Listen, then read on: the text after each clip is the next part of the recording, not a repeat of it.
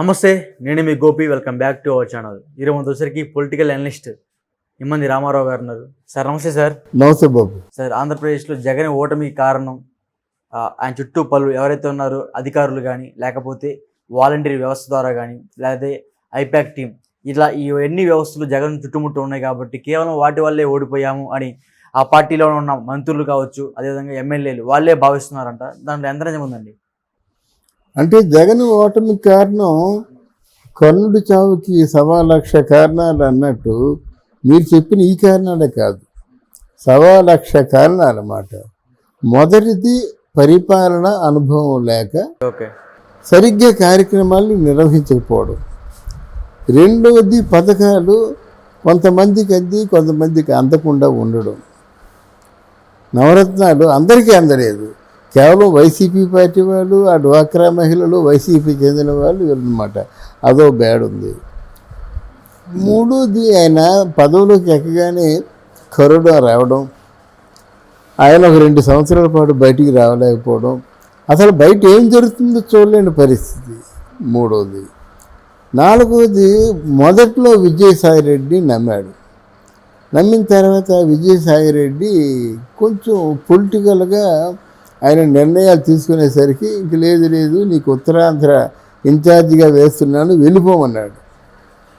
తర్వాత బొత్సాని నమ్మాడు. బొత్స చేస్తున్నటువంటి పనులు, కార్యక్రమాలు, కబ్జాలు ఇవన్నీ చూసిన తర్వాత పనికి మాలిన శాఖ ఒకటి పాడేసి అక్కడ తావు అన్నాడు. ఇప్పుడు సజ్జల రామకృష్ణారెడ్డి ప్రధాన సూత్రధారు అండి. ఆయన ఒక జర్నలిస్ట్కి ఏం తెలుస్తుంది?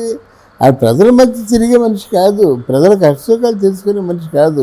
ఎలాగుంటే ఓట్లన్నీ మనకే పడతాయి అనేటువంటి ఆలోచనతో ఉన్నవాడు. ఆ సజ్జల రామకృష్ణారెడ్డి, జవహర్ రెడ్డి, ధనంజయ రెడ్డి వీళ్ళందరూ కూడా ఒక రాంగ్ సిగ్నల్సే ఇచ్చారన్నమాట.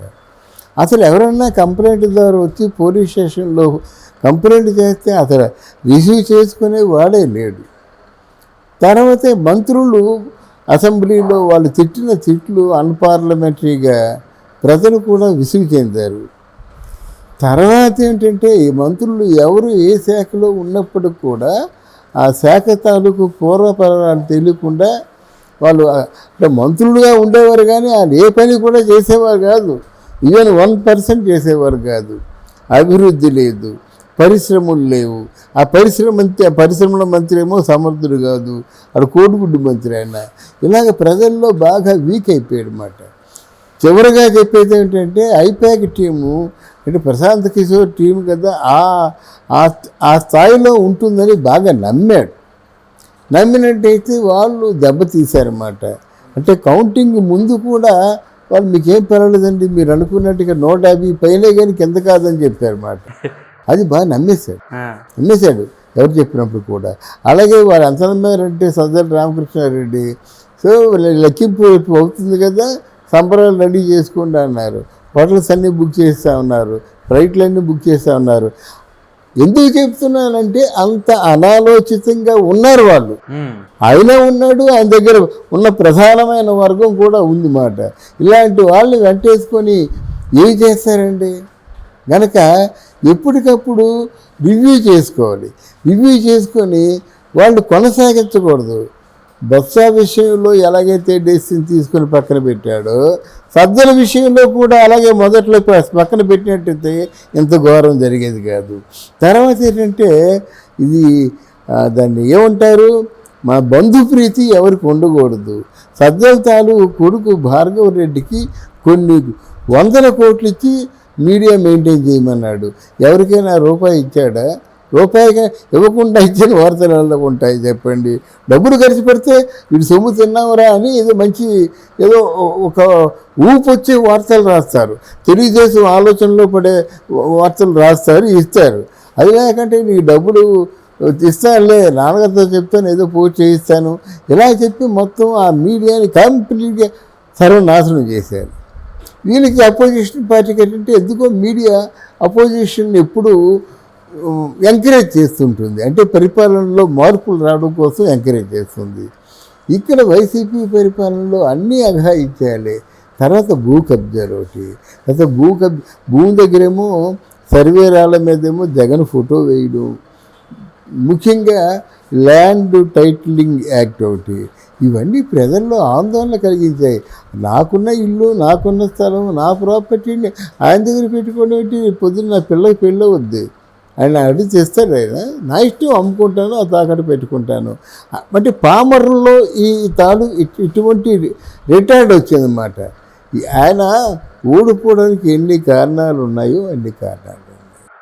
ఈ జోద తిట్లు చెన్నయ్య డ్యామేజ్ చేసింది, అలాగే అంబటి రాంబాబు చిన్నవ, కొడారి నాని చిన్నగా, బాంబుడు కాదు, ఆడవాళ్ళు టీవీ ఛానల్స్ మూసుకునే పరిస్థితి వచ్చిందన్నమాట.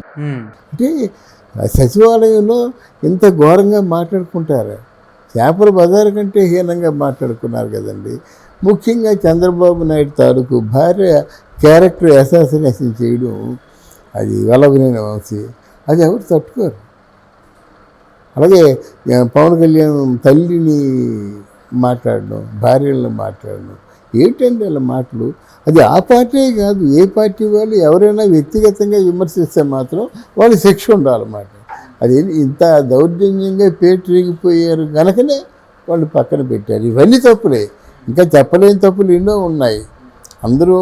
అందరికీ అవగాహనలో ఉన్న తప్పులు ఇవి, చెప్పలేని. ఇప్పుడు అంటే అప్పుడు మంత్రులు బయటకు వచ్చి ఎందుకు చెప్పలేదు అంటారు? అమ్మా, అధికారంలో ఉన్నప్పుడు అక్కడున్న ఎమ్మెల్యేలు ఎవరైతే మంత్రులు ఇప్పుడైతే బయటకు వచ్చి వాపోతున్నారో ఆ టైంలో ఎందుకు చెప్పలేదు అంటారు జగన్? చెప్పరండి, ఎందుకంటే అయ్యారు కోపం వస్తుంది కదా. ఇప్పుడు ఆ టైంలో పోలీస్ అధికారి అంటే భయం లేనివాడండి. మరి ఇంతమంది పోలీస్ అధికారులు ఇప్పుడు వచ్చి ఏకరువు పెడుతూ క్యూ కట్టుకొని చెప్తున్నారు కదా, అటువంటి టైంలో చెప్తే బాగుంది కదా. అసలు మమ్మల్ని ఏం చేయనీయటం లేదండి బాబోయ్ అని ఆ టైంలో చెప్తే చంద్రబాబు నాయుడుతో బాగుంది కదా, హోమిక్ కంప్లైంట్ చేస్తే బాగుంది కదా, వాళ్ళ తాలూకు విధి నిర్వహణకేమో త్యాగం చేసినట్టే కదా, దాన్ని పక్కన పెట్టేసినట్టు కదా. ఇప్పుడు అందరూ బయటకు వస్తారు, తప్పదు, ఇంకా బయటకు వస్తారు. మరి ఆ టైంలో సజ్జల రామకృష్ణారెడ్డి, విజయసాయి రెడ్డి వీళ్ళందరూ తక్కువ డ్రామా ప్లే చేశారా? లేదండి, ఎక్కడ చూసినా మీ పేరే. మనం 1వ తారీఖు అదొక మంచి పథకం అండి. 1వ తారీఖు ఉదయం తెల్లారుజాము నడి తలుపులు కొడితే వాళ్ళు ఎంత పొంగిపోయారండి. నా పెద్ద కొడుకు పంపించారని వాళ్ళు ఎంత ఆనందం పొందారు ఆ పెన్షన్ తీసుకొని. అదొక మంచిది. 1వ తారీఖు నాడు తలుపు గుద్ది పెన్షన్ ఇవ్వడం మాత్రం అది చాలా మంచి పథకం. తర్వాత ఈ 2.5 లక్షల మంది వాలంటీర్లు కూడా చివరిలో వారికి అర్థమయ్యేసరికి వాళ్ళు 5 సంవత్సరాల జీవితం నాశనం చేసేసుకున్నవారు అనేటువంటి ఎవరు పనిచేయలేదు. ఎందుకంటే ఒక BA చదువుకున్నోడికి, బీటెక్ చదువుకున్నోడికి 5,000 సరిపోతాయండి. ఓ బీటెక్ చదువుకున్నోడు ఒక హాస్టల్లో ఉంటే 6,000 ఇవ్వాలి హాస్టల్కి. అంటే కుటుంబంతో పోషిస్తే 5,000 సరిపోతాయి. దానికి ఏమైనా ఆథరైజేషన్ ఉందా అంటే? అప్పుడు తర్వాత తెలుసుకున్నారు ఏమిరా ఇంత వీరదంగలప్పుడు అయిపోయాం మనం.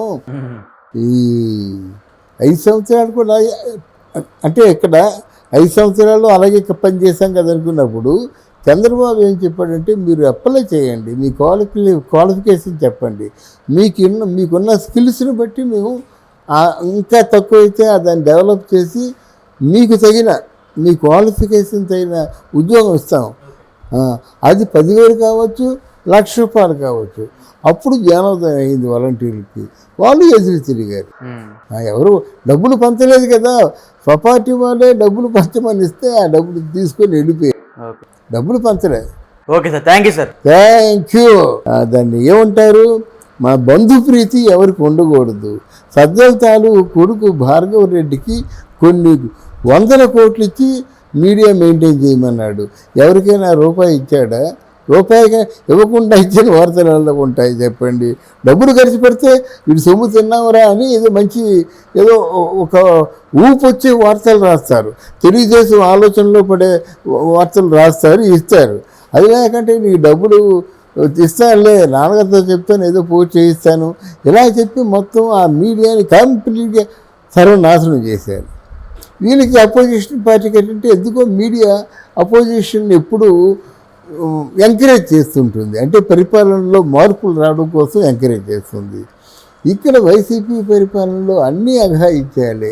తర్వాత భూ కబ్జాలు ఒకటి, తర్వాత భూమి దగ్గరేమో సర్వేరాల మీదేమో జగన్ ఫోటో వేయడం, ముఖ్యంగా ల్యాండ్ టైటిలింగ్ యాక్ట్ ఒకటి, ఇవన్నీ ప్రజల్లో ఆందోళన కలిగించాయి. నాకున్న ఇల్లు, నాకున్న స్థలం, నా ప్రాపర్టీని ఆయన దగ్గర పెట్టుకోవడం ఏంటి? పొద్దున్న నా పిల్లకి పెళ్ళి వద్దు, ఆయన అడిగి తెస్తాడు. ఆయన నా ఇష్టం, అమ్ముకుంటాను, ఆ తాకట్టు పెట్టుకుంటాను. అంటే పామరుల్లో ఈ ఇటువంటి రిటార్డ్ వచ్చిందన్నమాట.